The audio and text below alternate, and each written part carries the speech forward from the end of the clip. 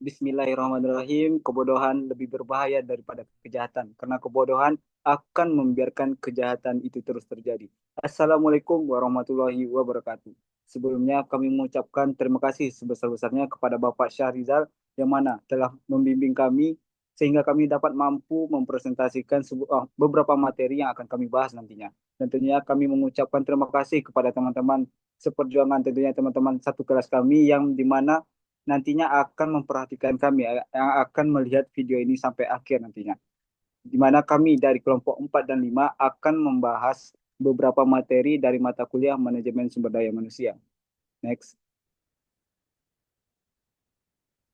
Tentu saja di sini saya tidak hanya sendiri, saya ditemani beberapa teman kelompok saya yang dimana mereka berambisi untuk menuntaskan, untuk menyelesaikan, untuk memberi pengetahuan kepada kita semua. Dimulai dari yang pertama, Karina Mutia Said dengan NIM 230598082, lalu Dwi Anwar Fastian dengan NIM 230591137, yang ketiga, Alia Novika Anggraini dengan NIM 230591172, yang keempat, Robi Anggara dengan NIM 230591107, lalu Dinda Puspitarini 230591136, dan personil terakhir bernama Zurifa Deamala dengan NIM 230591043.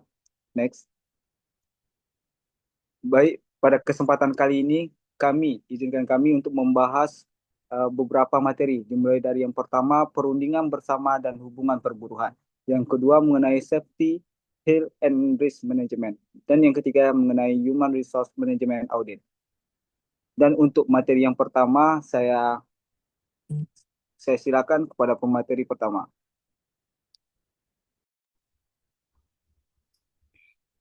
Baik, sebelumnya terima kasih kepada moderator. Nah, di sini saya akan menjelaskan mengenai materi perundingan bersama dan hubungan perburuhan. Next. Pengertian. Di sini kerangka hubungan perburuhan menggabungkan konsep-konsep utama untuk memahami dan mengelola interaksi antara manajemen, serikat pekerja, dan pemerintah atau masyarakat. Nah, model ini terutama dibangun berdasarkan pemikiran John Dunlop dan pengembangan lebih lanjut oleh Kat and Kochan. Next. Baik, selanjutnya di sini strategi dan juga tujuan kerangka hubungan perburuhan. Yang pertama dari segi masyarakat, di mana manfaat utama serikat buruh bagi masyarakat adalah pelembagaan konflik industrial karena lebih baik menyelesaikan perselisihan melalui diskusi atau perundingan bersama daripada berjuang di jalanan. Kemudian yang ketiga dari segi manajemen, di mana tujuannya mengendalikan biaya tenaga kerja dan meningkatkan produktivitas. Untuk strateginya yaitu mencegah pembentukan serikat pekerja. Kemudian yang kedua, sukarela mengakui adanya serikat pekerja. Yang ketiga, serikat pekerja.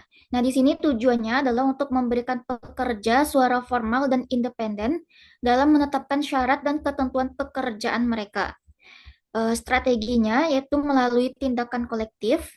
Yang kedua, tindakan kolektif yaitu bersama-sama seperti negosiasi. Dan yang kedua, mewakili kepentingan anggotanya dalam penetapan upah, jam kerja, dan juga kondisi kerja. Next. Nah, selanjutnya di sini ada struktur organisasi serikat pekerja. Yang pertama ada tingkat lokal, yaitu merupakan shop di tiap pabrik atau fasilitas, di mana menangani keluhan sehari-hari dan penegakan kontrak di lapangan.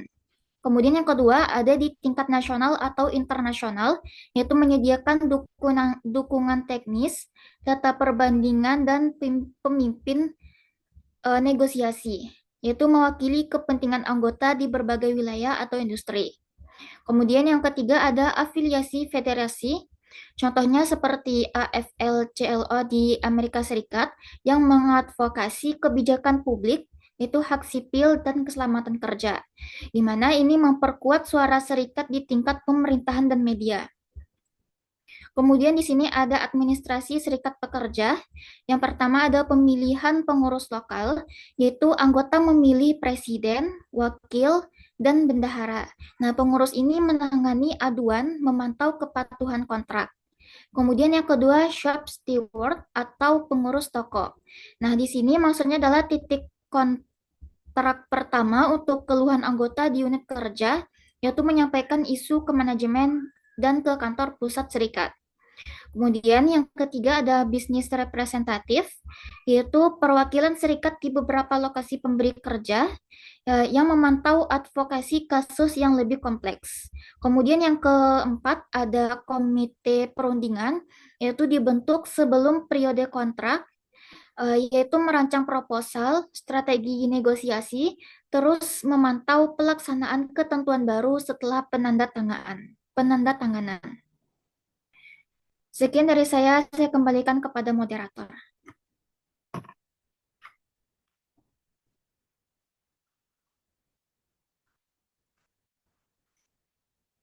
Baik, terima kasih atas pemaparan materi yang pertama. Selanjutnya, untuk pemaparan materi yang kedua, disilakan. Baik, terima kasih moderator. Izin melanjutkan materi, yaitu tahapan dan taktik negosiasi. Tahapan ini terbagi tiga, yaitu tahapan awal yang mana serikat pekerja menyampaikan banyak tuntutan untuk melibatkan semua kepentingan internal, menunjukkan prioritas kepada manajemen, dan membangun solidaritas. Manajemen bisa saja menyampaikan usulan atau memilih untuk merespon usulan serikat pekerja. Yang kedua yaitu tahap tengah, yaitu kedua belah pihak mengevaluasi kepentingan masing-masing isu, potensi terjadinya pemogokan, dan menentukan kapan serta seberapa besar kompromi akan diberikan. Yang terakhir yaitu tahap akhir, yang mana tekanan untuk mencapai kesepakatan meningkat menjelang batas waktu pemogokan. Negosiasi intensif terjadi, terkadang melibatkan pertemuan tertutup atau pihak ketiga netral untuk meditasi. Kebuntutan mungkin terjadi untuk menunjukkan tekad masing-masing pihak. Next. Adapun hasil hubungan perburuan yaitu yang pertama pemogokan, yang mana menimbulkan biaya yang signifikan bagi anggota pekerja serikat, pengusaha, dan masyarakat. Yang kedua gaji dan tunjangan, yang mana pekerja yang tergabung dalam serikat pekerja dan atau hanya yang terwakili oleh serikat pekerja hampir selalu menerima upah yang lebih tinggi. Yang ketiga, produktivitas. Pekerja yang tergabung dalam serikat lebih produktif daripada pekerja yang tidak dalam serikat. Yang terakhir yaitu laba dan kinerja saham, yang mana laba dan kinerja saham perusahaan mungkin tetap menurun jika serikat pekerja meningkatkan biaya seperti upah atau mengurangi investasi dalam jumlah yang lebih besar. Sekian yang dapat saya sampaikan, saya kembalikan kepada moderator. Baik, terima kasih atas pemaparan materi yang kedua dari Robi Anggara. Selanjutnya mengenai bab kedua, materi yang kedua, Safety, Health, and Risk Management. Kepada pemateri ketiga, disilakan. Baik, terima kasih kepada moderator. Sebelumnya saya mohon maaf untuk tidak on cam karena terkendala di kamera. Baik, di sini saya akan membahas mengenai Safety, Health, and Risk Management atau yang biasa kita kenal dengan istilah K3.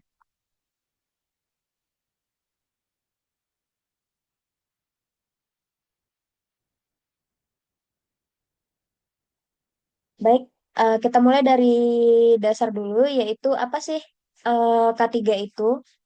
K3 itu merupakan singkatan dari keselamatan dan kesehatan kerja, yang pada dasarnya bertujuan untuk menciptakan tempat kerja yang aman dan sehat. Kalau kita lihat di dunia kerja, banyak kecelakaan yang bisa dicegah kalau perusahaan menerapkan sistem K3 dengan benar.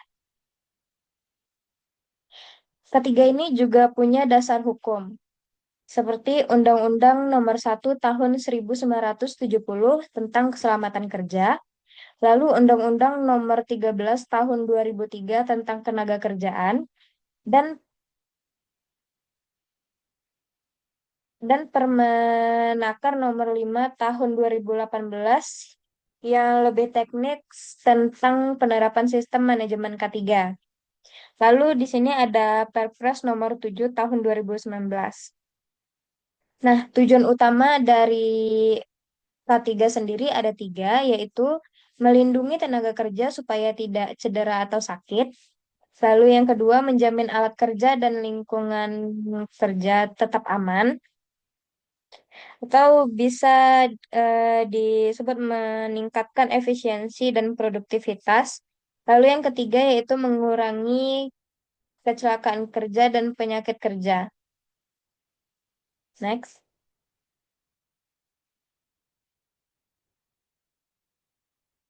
Nah, setelah tahu apa itu K3, sekarang kita bahas apa penyebab kecelakaan kerja.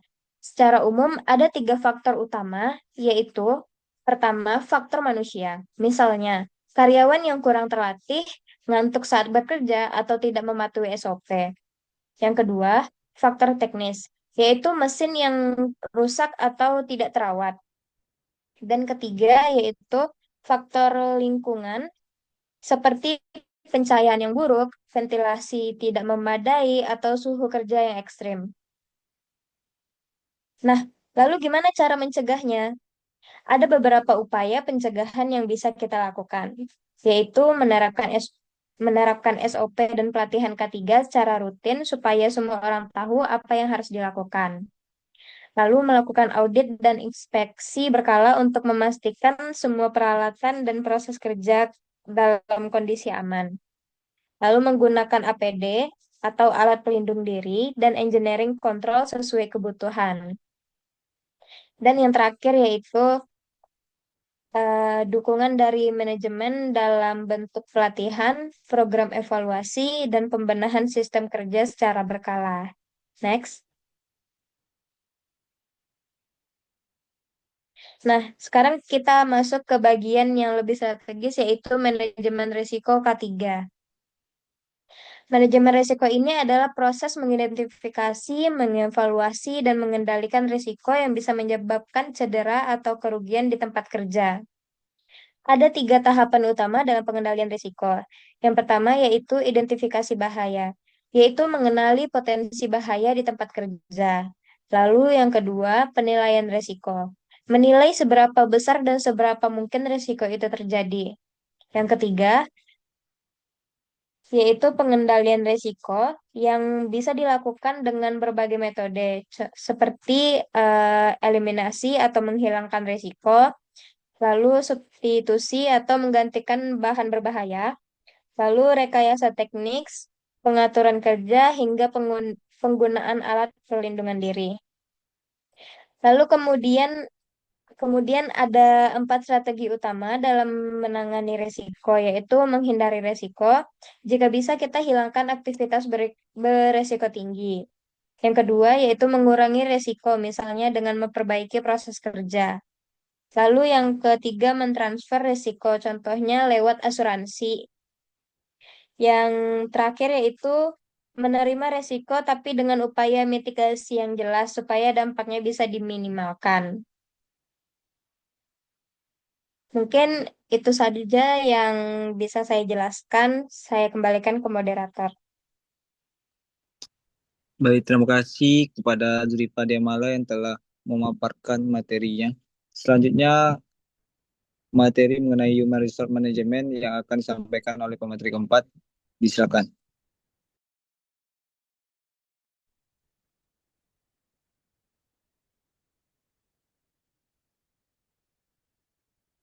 Baiklah, terima kasih kepada moderator. Untuk materi selanjutnya yaitu terkait Human Resource Management Audit atau yang biasa dikenal dengan audit manajemen sumber daya manusia. Di mana audit manajemen sumber manusia ini sendiri adalah suatu audit SDM, pemeriksaan kualitas suatu departemen perusahaan dalam arti mengevaluasi kegiatan-kegiatan dalam suatu perusahaan dengan menitik beratkan pada peningkatan atau perbaikan. Lalu yang kedua yaitu ada ruang lingkup. Seperti yang pertama itu seperti perencanaan SDM, yang kedua itu perekrutan, yang ketiga penyelesaian, yang keempat pelatihan kerja, dan yang kelima evaluasi kerja. Lalu selanjutnya itu ada manfaat dari Human Resource Management Audit ini. Yang pertama itu di mana meningkatkan kepatuhan terhadap hukum dan regulasi. Di mana audit SDM ini membantu memastikan bahwa seluruh kebijakan, prosedur dan praktek dalam pengelolaan SDM sesuai dengan peraturan perundang-undangan dan juga ketenagakerjaan dan standar hukum yang berlaku. Misalnya saja seperti kepatuhan terhadap Undang-Undang Ketenagakerjaan, lalu peraturan BPJS dan juga aturan keselamatan kerja. Yang kedua yaitu meningkatkan efisiensi dan efektivitas pengelolaan SDM Mengide, yaitu suatu audit yang membantu organisasi mengevaluasi apakah fungsi SDM sudah dijalankan dengan cara paling efisien dan efektif. Misalnya saja seperti apakah proses rekrutmen cepat namun tetap berkualitas. Lalu misalnya seperti apakah pelatihan karyawan berdampak nyata terhadap performa karyawan. Lalu yang ketiga itu ada mengidentifikasi dan memperbaiki kelemahan sistem SDM, di mana audit ini bisa mengungkapkan titik-titik lemah dalam sistem SDM seperti proses evaluasi kinerja yang tidak objektif, lalu kurangnya pelatihan untuk manajer lini setelah diidentifikasi, dan kelemahan ini bisa segera diperbaiki. Lalu yang keempat yaitu ada meningkatkan kontribusi SDM terhadap tujuan bisnis, di mana SDM seharusnya tidak hanya menjadi fungsi administratif, tapi juga mendukung pencapaian tujuan strategi perusahaan. Dan juga audit ini dapat membantu memastikan bahwa kebijakan SDM seperti reward system dan talent development mendukung target bisnis. Lalu yang kelima yaitu ada meningkatkan kepuasan dan retensi karyawan. Di mana yaitu dengan mengevaluasi program-program SDM, misalnya kompensasi, benefit, lingkungan kerja, dan juga perusahaan ini bisa mengetahui apakah karyawan merasa puas dan termotivasi untuk bertahan, dan juga unit ini juga bisa membantu mengurangi turnover rate. Lalu yang terakhir yaitu ada mendukung pengambilan keputusan berbasis data. Di mana audit SDM ini menghasilkan data dan laporan yang dapat dijadikan dasar dalam membuat keputusan strategis. Misalnya saja seperti data tentang absensi bisa menunjukkan masalah dalam manajemen waktu. Lalu yang kedua seperti data pelatihan bisa menunjukkan kebutuhan pengembangan kompetensi. Selanjutnya yaitu tujuan audit SDM. Yang pertama yaitu memastikan kepatuhan terhadap hukum dan kebijakan. Yang kedua yaitu mengevaluasi efektivitas program SDM. Yang ketiga yaitu meningkatkan keunggulan kompetitif. Yang keempat yaitu mengidentifikasi serta merekomendasikan perbaikan. Yang kelima menyelaraskan dengan tujuan bisnis. Dan yang terakhir yaitu meningkatkan budaya organisasi. Baiklah, mungkin cukup sekian dari saya kembalikan kepada moderator. Baik, terima kasih kepada Alia telah memaparkan materinya. Selanjutnya, mengenai pendekatan audit SDM akan dijelaskan oleh Dinda Puspitarini. Kepada Dinda, disilakan. Baik, saya Dinda Puspitarini akan melanjutkan materi mengenai pendekatan audit SDM.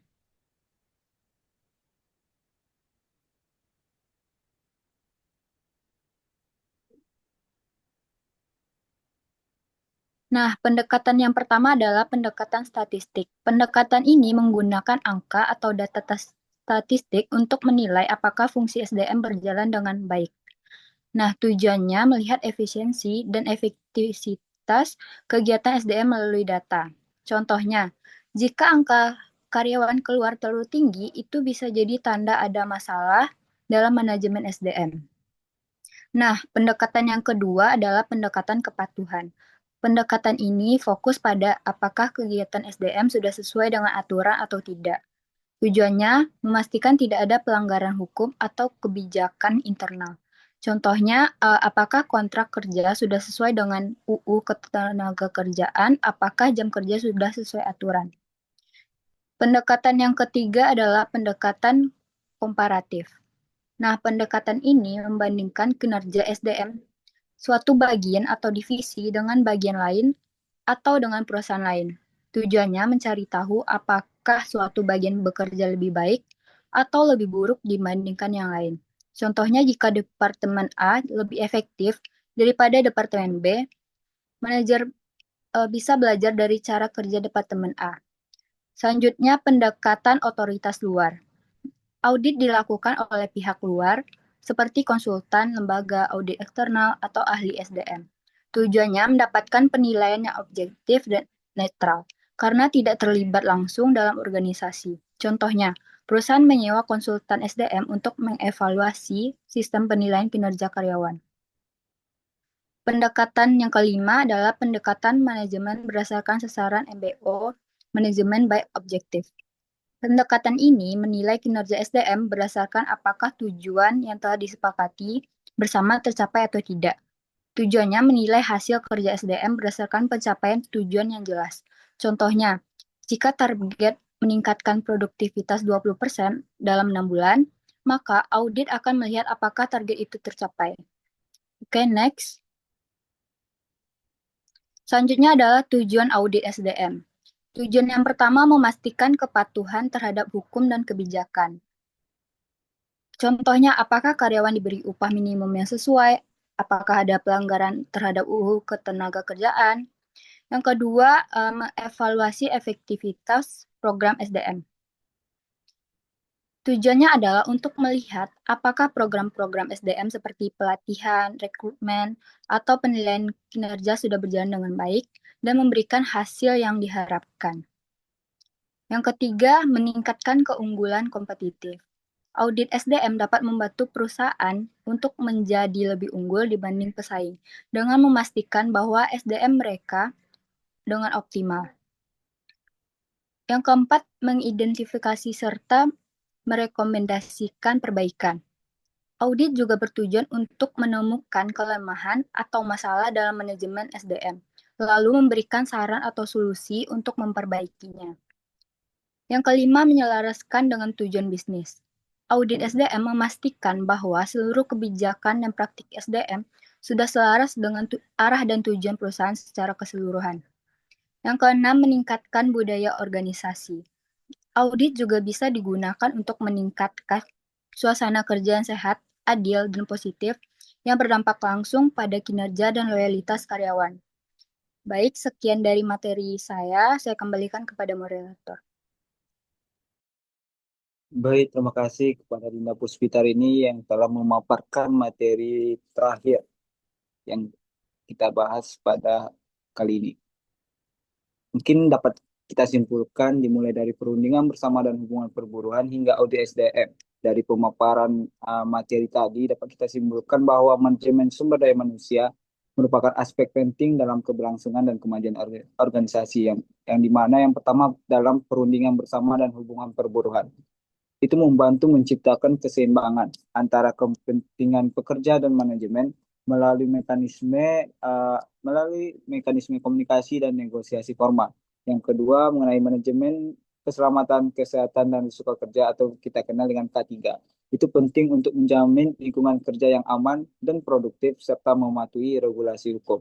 Dan yang terakhir, materi mengenai audit SDM, di mana audit SDM berperan dalam evaluasi kinerja dan efektivitas sistem pengelolaan SDM untuk mendukung pencapaian tujuan bisnis dan meningkatkan kesejahteraan karyawan. Baik, mungkin dibacakannya kesimpulan ini tadi merupakan sesi terakhir di mana tidak ada pemaparan materi lagi dan kami mengucapkan terima kasih kepada teman-teman yang telah bertahan dalam menyaksikan video yang kami berikan. Akhir kata, kami meminta maaf jikalau ada salah kata, baik dari kata-kata kami yang kami berikan dan tindakan yang kami berikan. Mohon maaf atas segalanya, lebih dan kurang. Assalamualaikum warahmatullahi wabarakatuh.